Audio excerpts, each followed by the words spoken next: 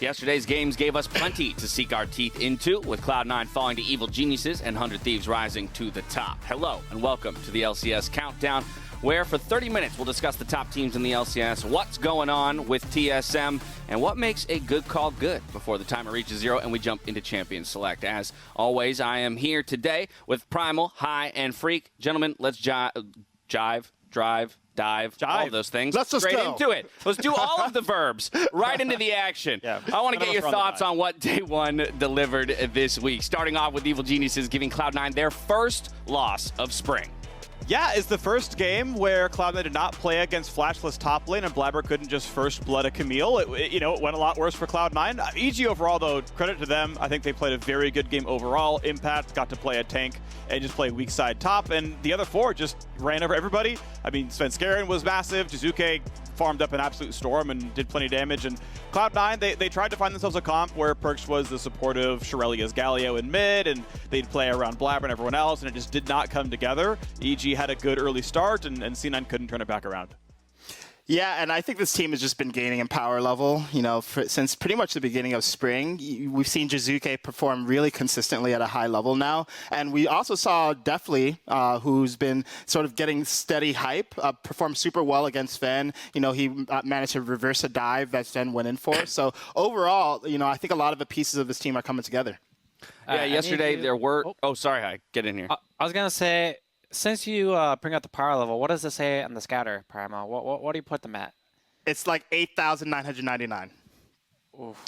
Not very good. So then. close. Okay. Almost there. Almost. All right. Well, yesterday, coming into the weekend, we had the conversation around the two undefeated teams. Of course, Evil Geniuses did knock C9 down a peg, but Hi, we got to look at the other squad. 100 Thieves is still maintaining that perfect record. They're currently 4-0, but they have a hard 2 games ahead of them. They're going to be playing versus Cloud9 today, and I believe they play Team Liquid tomorrow. Correct. So they had not played the strongest teams yet, so I'm pretty excited for them this weekend. I still do think they're a top 2 team / top 3, obviously with C9 and Team Liquid. So we'll really be able to see who the best team in NA is at the end of this week, in my opinion. At the end of this week, we'll get a sense at the end of today, as there is that rematch of the 5-game semifinal series between 100 Thieves and Cloud9. Let's get a reminder of how yesterday's games affected the league overall. We got tons of ties here today with 100 Thieves in first, Evil Geniuses, Team Liquid, and Cloud9 tied for second. Dignitas, TSM together in 5th place. Immortals, FlyQuest, and Golden Guardians all tied up for 7th, and then CLG rounding us out in 10th place. We're only 4 games into the regular season, but already our lock-in semifinalists are separating themselves from the best or the rest of the league. So let's take a look at the top teams, how they got here, and what it's going to take for them to go all the way. 100 Thieves, they're currently in the top spot, so it feels like a natural place to start. Hi. Right. So you got 4 players, That might mean nothing, but these 4 players play together for a year. That still might not mean anything. However, they played pretty well together for a year. So it's hard to say that if you're playing well as a unit and you move to another year, you add an upgrade to the top, you're probably still going to be a good team. And guess what? They still are a good team. Who would have thought that they're still a strong team? And they will continue to get better. Hopefully they don't cap out in skill anytime soon, but they will still continue to get better and better. And I really like their macro play. I believe Huhi is their shot caller. A+ to him. Keep it up. Yeah, and I actually want this to be the end of the Golden Guardians narrative. This is a team of 5 cohesive players who are smashing people as a unit. And besides that, I think we've talked a lot about their coordination, their side lane dives, but the players are just explicitly top 3 in their role. And I think that's a good reason to be really, really hyped about this team and to think that their level is going to continue to scale all the way through the split. You talk about scaling, I actually really appreciate the fact that they're getting better as well. I know you want to ditch the 4/5 Golden Guardians narrative. It's like, yeah, okay, you'd come in with inbuilt synergy, you'd come in like already at an 8 out of 10, but they're actually still growing. Like they're still getting better week over week. You look at how they did in Lock-In, where they did a bunch of tower dives and it went great. And then you look at week 1 of Spring Split, and ooh, those dives were really tragic. They were like way too aggressive. They were all backfiring. Teams had learned. And then by game 3, they had said, okay, we can calm down, we can slow down, we can not take these dives too riskily, and immediately they went back to getting clean wins again. So, within 2 games of seeing mistakes, they're fixing them already. In the same week, they're fixing those mistakes, so they're improving fast as well. It's why 100 Thieves is the top team. Sweet. I'm generally aligned with you, Primal. I think it's good to acknowledge that narrative as it was important to the outset of the split. But the present is the present, and this is now 100 Thieves. So let's start acknowledging them as a well-oiled machine over there, the only undefeated team. Talk about opponents for the day, Cloud9. Again, they've already played 5 games against each other, which is very interesting. But I want to hone in specifically on Cloud9 and how we feel they measure up when it comes to these top 3 to 4 teams. Right. You take a look at 4 out of 5 of these players, and you're going to be thinking in your head, wow, these guys are amazing at the game. Not that the 5th isn't as well, but the 4 out of 5, they're like top 2 players in their role, specifically. I'm not going to call it out, but you guys know who I'm talking about. Who? Yeah. The 5th player will get there. Give him some time. He'll climb to the top, and become a top 2 player eventually as well. But it's hard to lose when you have consistently strong players in all your roles. He ain't gonna say it. You gonna say it, Primal? Say it. How can you imply that? How can you imply that Blabber's only top 2? Yeah. What the heck? See, Or not my even joke top is different. No, my joke's even better. It's High No's all about playing on a Cloud9 where 4 of the 5 players are really good. Anyway, so speaking of good junglers on teams, though, Blabber, I think is outstanding. I mean, he's absolutely incredible. He has his own style, right? It is a very selfish style. There are other selfish junglers out there, but Blabber is certainly one of them. And the team plays around him. He's aware of it. His teammates are around it. It's part of why Cloud9 was so good in the last year with Niski playing a very supportive mid. And it's part of why they're good right now because Blabber, like this jungle metagame is really all about high-power junglers taking a lot of farm. That might change in 2 weeks' time with 11.4, so we'll see how they can adapt. But talking with Cloud9 just yesterday about what they've been doing, he said, we still feel like this is a team where we're going to be good in any metagame. Like we don't think we're going to fall off like we did in summer last year. Right. I think Cloud9 has been historically strong, especially when they had talented mid laners. However, I remember this one time I was playing support, and then our mid laner at the time might have not been as good as me. He might be better than me nowadays, but I don't remember what roster you're thinking of where there's 4 out of 5 players that weren't as good, but definitely probably the Jungle Amumu era was a bad one. Who played jungle? I remember Shyvana. Don't you guys remember the Shyvana days? Oh, those were some glorious jungle farming days for Cloud9. Primal, get in here.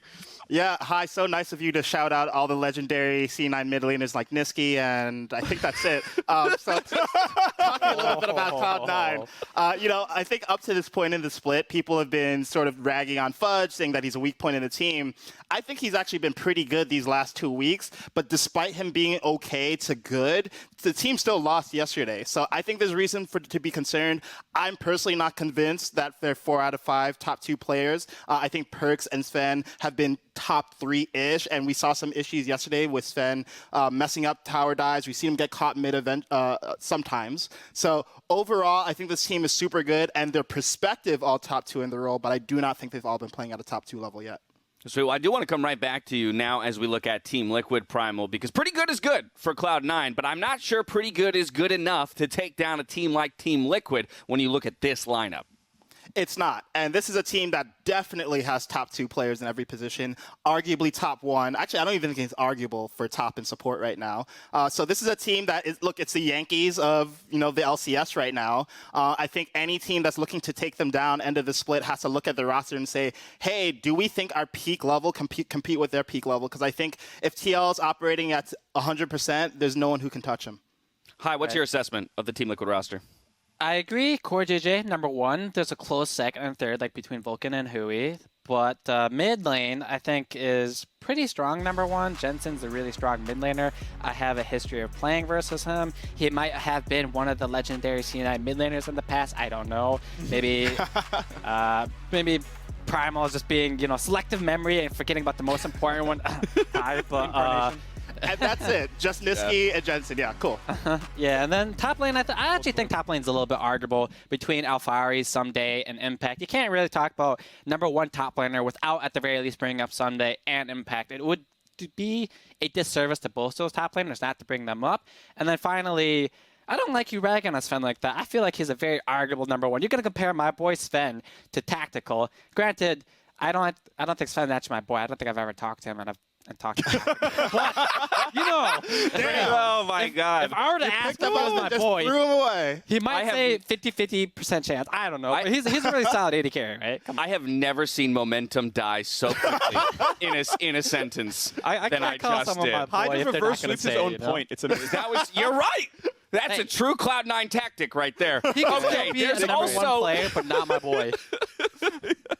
all right. There's also the dark horse in this race for first. It's Evil Geniuses, who week in and week out they find these small ways to impress us. So Freak, what's your thought? Are they really a part of this conversation in your eyes for top? Yes.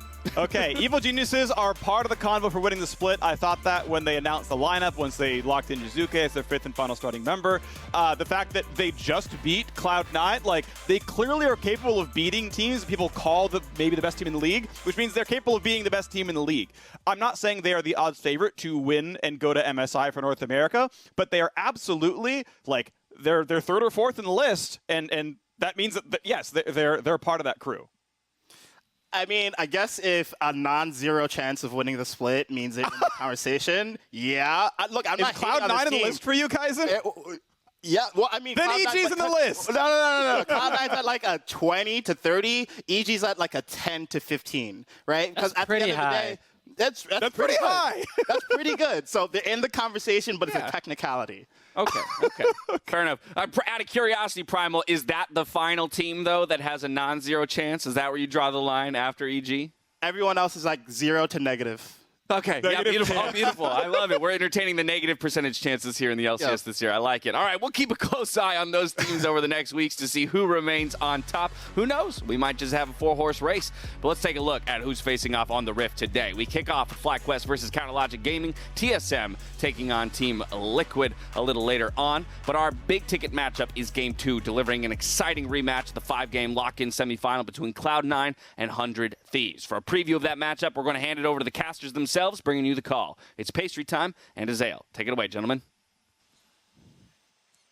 Thank you, Dash. And we'll be looking into a matchup that we did put focus on during the lock-in. It's kind of a spicy one, depending on the side you're on, I guess. It is Fudge versus Someday in the top lane. I mean, it's spicy, just maybe for different reasons, Yep. right? You know, in the top lane matchup, these two teams played in lock-in. Cloud9 got the best of 100 Thieves, but it was very clear that Someday absolutely got the best of Fudge, completely decimated him in the laning phase, in team fighting stage. He was really better than Fudge in all regards throughout that series. The difference between these two players could not be overstated, but coming into the regular season, we saw Fudge have some improvements. And the question is, when you're looking at the numbers on the screen, you know, this negative over 20 CSD at 10, you know, that is enormous. Fudge turned in a really strong first weekend, but was that because of all the attention from Blabber? Was that because of the disrespect from the 3 straight games of Ignite Camille top with no flash? Is that why Fudge was looking better, or have improvements been made? What I really want to see is, are we going to get a better example of what Fudge can do against these top-level top laners? Because top lane in the LCS right now is incredibly strong. Even if you're just referencing the 3 guys that we were talking about on the desk, Impact, Alfari, Someday. If you want to be challenging for a championship, you've got to have your top laner being able to match up and even best some of these incredible players. And this is an opportunity for Fudge to show that he can do just that. Yep, certainly. Given what we saw in the last time they played their best of 5 of the numbers on your screen, Fudge will be looking to turn those around when they face off later today. We are stepping away, though, but there is more LCS Countdown when we return. Welcome back to LCS Countdown. We're taking a closer look at TSM and their struggles at the start of the regular season, specifically asking the question, what is going on with what should be a superstar roster? Freak, I think that conversation has to start in the bot lane. It does. TSM spent the most money anyone has ever spent in the LCS on a player in a $6 million 2-year contract with Sword Art. Reginald himself confirmed that. Like, this is the most played player in all time in the league, and he is not playing like it. We take a look at the game against Cloud9, and some of this is not their fault. Blabber got first Dragon because top lane was a lane kingdom. I don't blame Sword Art and lost for that one, but I blame them for this. Look at this game state right now. Udyr is in mid. Spica is here with a sweeper. Vulcan doesn't know he's there. Sven's only level 5. Sword Art's in a control ward brush. Lost has the wave pushed in. Sven is 5. Udyr's mid. Azir is dead. Jax has no TP. This is a 3v2, and Alistar jumps over the wall. Spica sees it. Spica walks up, and Sword Art's like, nah, dog. 3v2 with the entire team known, not possible. We're going to wait till Sven hits level 6, and then we're going to tower dive at level 6 Alistar. Not in the brush with our team nearby, not with them dead. No, we're going to go now that it's too late. Now that he can combo our team, and it's going to be a quick 2-for-0 in Cloud9's favor on the cleanup. That's very bad play. This is a $6 million support. That is not a good play. And it gets worse. This kind of stuff keeps happening. All right. 2 weeks ago, I talked about Core JJ and his mechanics. Against Cleanse, you never layer your stun with your Ignite. And I thought, people know this. League fans are smart. They understand this. Sword Art somehow does not understand this. Watch this. Zenith played in, Q stun, instant Ignite, and he gets a 2-for-1 Cleanse.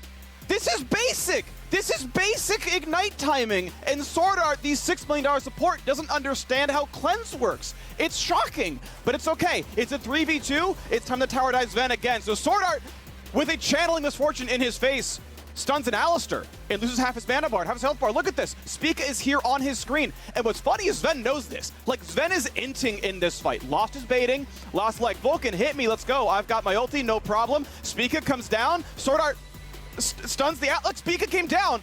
He's channeling on your screen. Sword Art, he's on your screen. You have your ultimate. You could stun the MF if you needed to save Lost. I don't know what you're getting out of stunning an Alistar. It doesn't do anything for you. He's right there. You're in range. Hit the buttons. It's not hard. This is not coordination. This is not you have new teammates. You have a monitor. You have 2 eyes. You have hands and a keyboard. Use your buttons on the right champion. This fight ends up being a 2-for-2 overall. You notice, by the way, look at the bottom right, Sword Art is dead with his ultimate still available because he oomed himself by blowing his combo on an Alistar. Huni roams down, they get a dragon, they get 1 objective back. Sven overstays watching Sword Art kill a ward, so they get a kill back here. These are the 2 kills that Lost gets pre-15, by the way, is Sven like pretty much turbo-inting in fights. So look at 15 minutes, and yeah, Lost is up because of 2 free kills, but Sword Art's massively behind. It's a game that CNN ultimately wins, and I just need to point out that a lot of the reason TSM are doing poorly is not just because, oh, it's 5 new players playing together and coordination's hard. It's like, these are really, really basic mistakes where, look, if you're a rookie straight into Academy for the first time, like, yeah, okay, it's a tough game, it's overwhelming. You have like 7 years of pro experience, you've been to Worlds 4 times, you're the most paid player in the league, and you can't see a channeling misfortune on your screen. Like, these are really basic things to get wrong, and that is why I'm so hard on Sword Art. Oof, I don't know if there. Primal, yeah, I want to get you in here. Yeah. I want to get. No, I love it. I love having fire on the desk, and I love calling things out for what they are. But I do want to know what the other 2 people on the desk think about all of this as well. Primal. Yeah, I don't know if Freak just put him on life support or dead, so I kind of feel bad saying anything. But yeah, look, at the end of the day, Dash, you asked what's going on with this team of superstars, and the truth is they're not a team of superstars, right? Only one of these people was on an all-pro team last split. Sword Art actually has never been all-pro LPL. Fun fact, he did make it to the finals of Worlds. We know he's a great player, and he's not playing great right now, but as a cohesive unit, they're one of the worst early game teams in the league. They're second to bottom in terms of goal difference at 15. And I don't actually know how this team is supposed to produce early game advantages, even if they're a little bit more coordinated, because at the end of the day, I think this team is at best a middle of the table team. And I think we need to adjust our expectations a little bit. See, that's very interesting to me, because already the things that we've cited, right? The underperformance of Sword Art individually, the team's inability to create early game advantages, and yet high, the team is sitting at a 2-2 record, which puts them squarely in the middle of the LCS. Does that record lie to us about TSM's actual strength?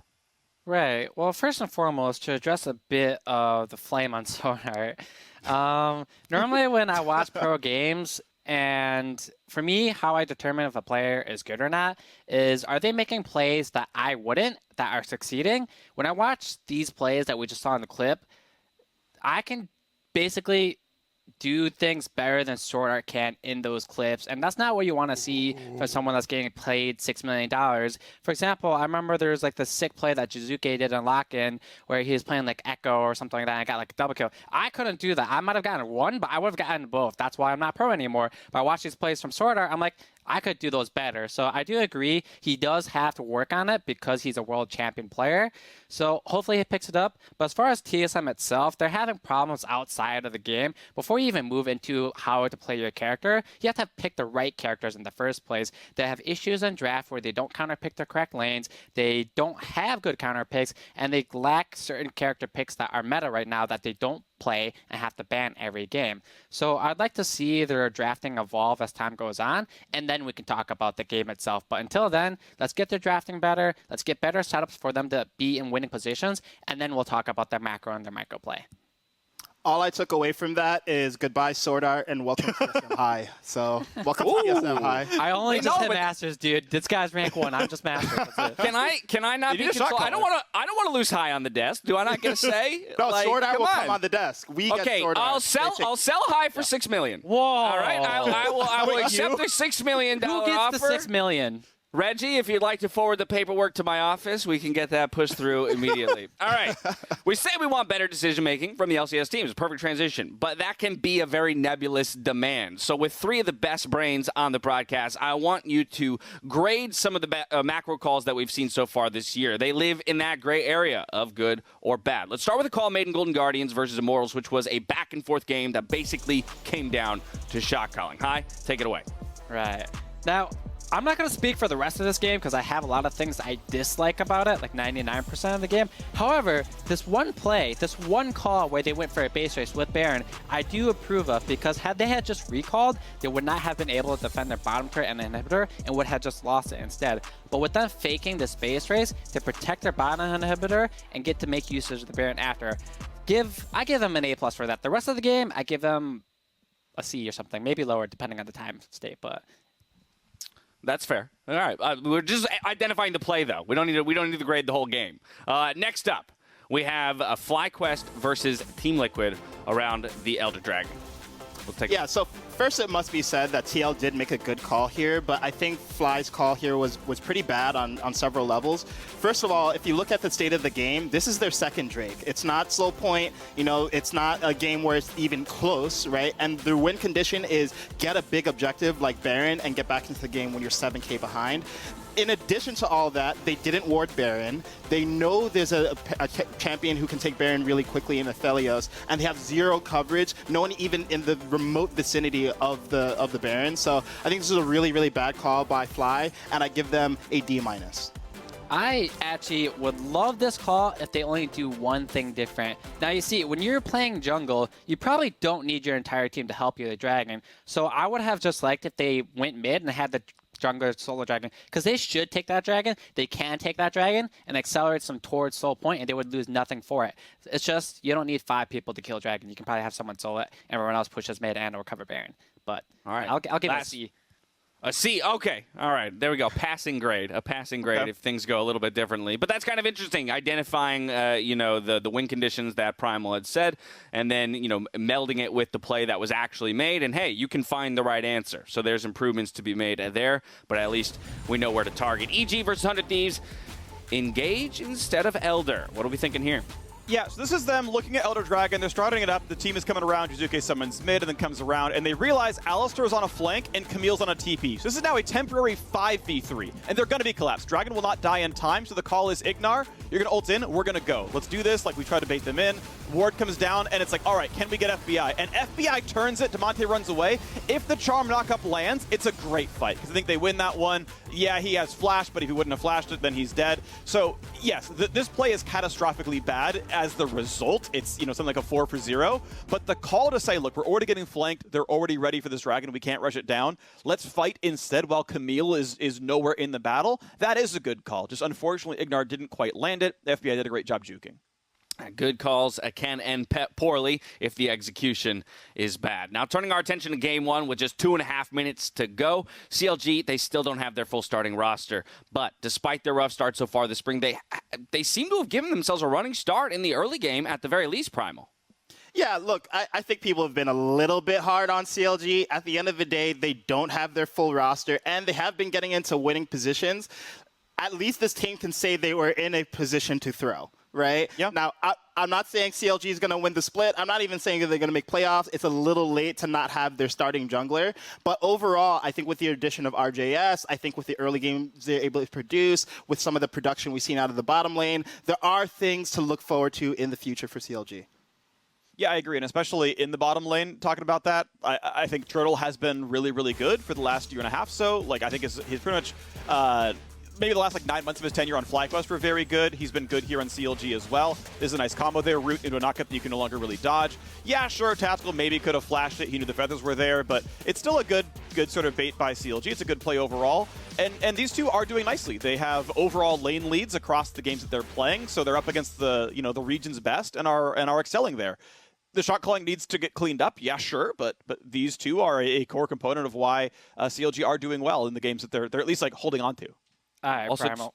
Oh, no, Sorry. you get in here. Go for so it. I had was a just gonna say question. I'm sorry. I said go for it, and then I started talking again. That's just dumb. Go for it, I. It's all good. So earlier you brought up that EG was at 8,999 on the Power Scouter. Where does CLG lie then? Oh no, dude! Where don't are you do putting that. them? Don't do that. Where do they go? Okay, they're- about they're- 350. About 350. They're positive, Damn. but it's not high. I give him a 2,000. That's strong human level, not Namek level. It's it's respectable. Okay. Just That scale means nothing to me, if I'm being honest. Same. All right. Moving on to their opponents today, FlyQuest. Every time we talk about this team high, we go straight to the top side of the map. This is where they seem to be generating the majority of their victories. People are bashing on Licorice, but they don't know that he beat me in a 1v1, and there's not very many people that can say that, all right? So if you have that accolade, you have my respect. So he's a great top laner. Obviously, I feel like he's been feeling a bit more pressure because he's the veteran on a team of newer players, so he might be trying too hard to carry some games. That's not something that I think is bad, though. You need to have that mentality to be a worlds level player or to be making a name for yourself. People knew who Faker is, and they don't know Faker because he's just slowly, sitting in the back doing damage. No, he's carrying games and making plays, right? And then you have Jose Diodo here, and he's been playing super well as well. He has some faults, like having a poor build, specifically last game, but I'd rather be a good player that doesn't know how to build rather than be a bad player that does know how to build, because it's a lot easier to teach someone how to build the right items than it is to teach a person how to combo the right person on Leona, for example, Yeah, Yeah, Speaking TSM high. Speaking of improvements and developments, though, Freak, I think there's a conversation that needs to be had around expectation and the scale by which we grade certain teams. FlyQuest is a team that had to remake their entire roster and has a lot of young players fielded on their starting lineup.